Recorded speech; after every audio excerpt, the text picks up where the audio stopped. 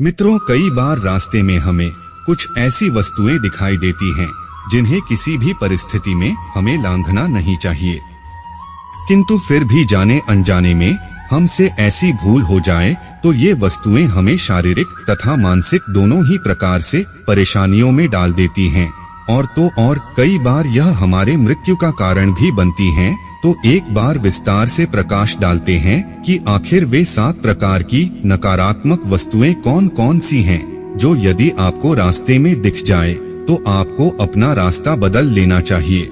नमस्कार मित्रों, एक बार फिर से आपका हमारे YouTube चैनल माया लोक में स्वागत है। मित्रों, कभी कभी हमें रास्ते में किसी के स्नान करने के बाद फैला हुआ पानी दिखाई देता है। वैसे कहने को तो सिर्फ गंदा पानी है और उससे ज्यादा कुछ नहीं। आप चाहे तो इसे लांघ कर भी जा सकते हैं, लेकिन विष्णु पुराण के अनुसार यह मात्र गंदा पानी नहीं अपितु इससे भी कहीं अधिक बढ़कर है। दरअसल हिंदू पुराणों में स्नान के संदर्भ में विस्तार से बताया गया है। इसमें बताया गया है कि किसी भी मनुष्य के द्वारा 4 प्रकार के स्नान किए जाते हैं: मुनि स्नान, मानव स्नान, देव स्नान और राक्षसी स्नान। इसमें राक्षसी स्नान सबसे निम्न कोटि का स्नान है। साथ ही इसमें यह भी बताया गया है कि स्नान से न सिर्फ आपके दिखाई देने वाले इस भौतिक शरीर की, बल्कि इससे आपके सूक्ष्म शरीर अर्थात ऊर्जा से बने ऐसे शरीर जो अस्तित्व में तो है लेकिन दिखाई नहीं पड़ते, उनकी भी अशुद्धियां धुलकर इस जल में मिल जाती है। और ऐसे में जब कोई व्यक्ति इस जल को लांघता है तो दरिद्रता उसके सर पर चढ़ जाती है। फलस्वरूप वो व्यक्ति कष्ट पाने लगता है। इसलिए मित्रों, भलाई इसी में है कि यदि कहीं आपको ऐसा पानी दिखे तो आप इसे लांघने से बचिएगा। अब बात करते हैं दूसरी प्रकार की अशुद्धि की। मित्रों, कई बार रोड पर हमें मृत प्राणियों की अस्थियां दिखाई पड़ती है। आमतौर पर ये अस्थियां उन दुर्भाग्यशाली जानवरों की होती है जो सड़क दुर्घटना में मारे जाते हैं।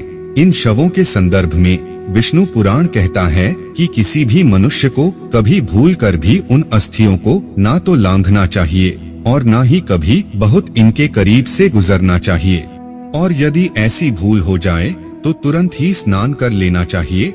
और इसका कारण आपको पता ही है, क्योंकि हिंदू शास्त्रों में बताया गया है कि शव अथवा शव के अवशेष जैसे अस्थियां इत्यादि के आसपास नकारात्मक शक्तियों का वास होता है, फिर चाहे वह शव किसी जानवर का ही क्यों ना हो।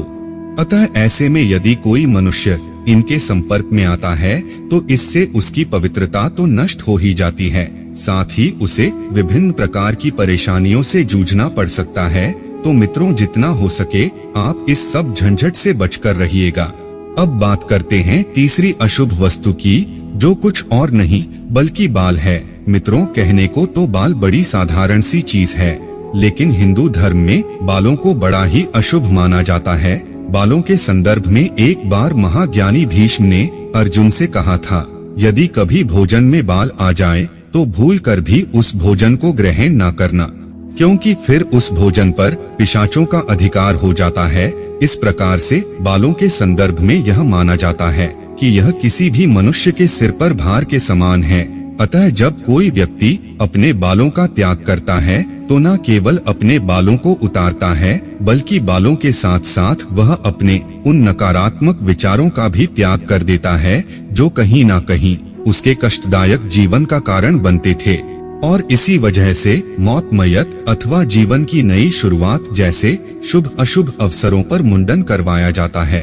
अतः दोस्तों, किसी भी व्यक्ति को किसी भी अन्य के कटे हुए बालों को लांघना नहीं चाहिए, अन्यथा बालों का त्याग करने वाले का भार उसे लांघने वालों के सर चढ़ जाएगा।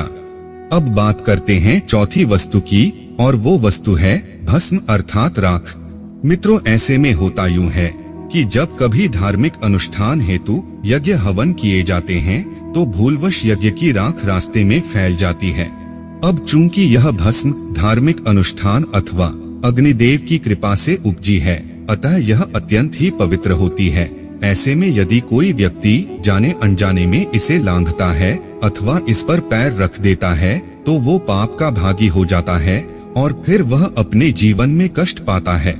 हालांकि यह बात सिर्फ हवन की राख पर नहीं अपितु हर सजीव व निर्जीव वस्तु जैसे भोजन, पानी अथवा पूजा पाठ में प्रयुक्त किए जाने वाली तमाम वस्तुओं पर लागू होती है। अतः आप ऐसी गलती करने से बचें। इसी प्रकार से मित्रों, यदि हम पांचवी वस्तु की बात करें तो इसमें हमें कभी उस रास्ते से नहीं गुजरना चाहिए जिस रास्ते पर कांटे हो। दरअसल मार्गों में कांटे आना या कांटों से भरे मार्ग पर चलना दुर्भाग्य का प्रतीक है।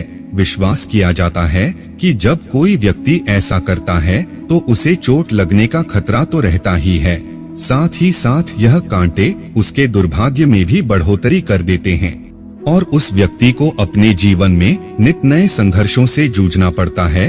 अब बात करते हैं छठी वस्तु की। दरअसल इसके अंतर्गत हमें भूल कर भी उन वस्तुओं को नहीं लांघना चाहिए जिनका प्रयोग तंत्र क्रिया में किया गया हो।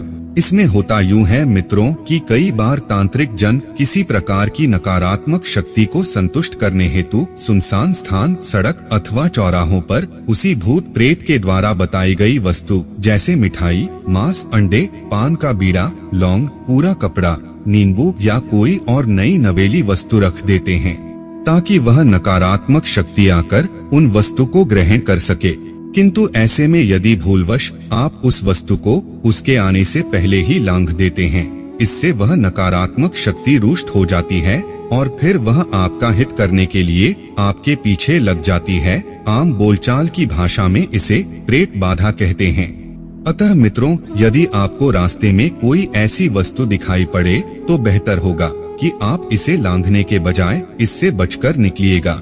यदि संभव हो तो आप अपना रास्ता ही बदल लीजिएगा। अब बात करते हैं अंतिम और सातवीं वस्तु की। असल में मित्रों, यह वस्तुएं नहीं अपितु वह गंदगी है जिन्हें हम में से ही कुछ मूर्ख लोग करते हैं, जैसे मल मूत्र, थूक, मेले कुचैले कपड़े, टूटे हुए बालों के गुच्छे इत्यादि तमाम ऐसी प्रकार की गंदगी है जिन्हें कुछ लोग बिना सोचे विचारे यहाँ वहाँ फैला देते हैं। ऐसे में दोस्तों, वायुमंडल में उपस्थित कई प्रकार की नकारात्मक शक्तियां इस प्रकार की गंदगी की ओर आकर्षित होती है और जो व्यक्ति अपने पैरों से इन्हें लांघ देता है या कुचल देता है, परिणाम स्वरूप वह व्यक्ति पेट अथवा सिर के दर्द से पीड़ित हो जाता है। तो मित्रों, ये थीं ऐसे 7 प्रकार की वस्तुएं जिन्हें आपको किसी भी दशा में लांघना नहीं चाहिए, अन्यथा यह चीजें आपकी पवित्रता और शांति को नष्ट करेंगी ही करेंगी, बल्कि कभी कभी यह आपकी मृत्यु का कारण भी बन सकती है। मित्रों, उम्मीद करते हैं आपको यह जानकारी जरूर अच्छी लगी होगी। ऐसे और भी वीडियो देखने के लिए अभी सब्सक्राइब करें माया लोक यूट्यूब चैनल को और वीडियो में अंत तक बने रहने के लिए आप सभी का बहुत बहुत धन्यवाद।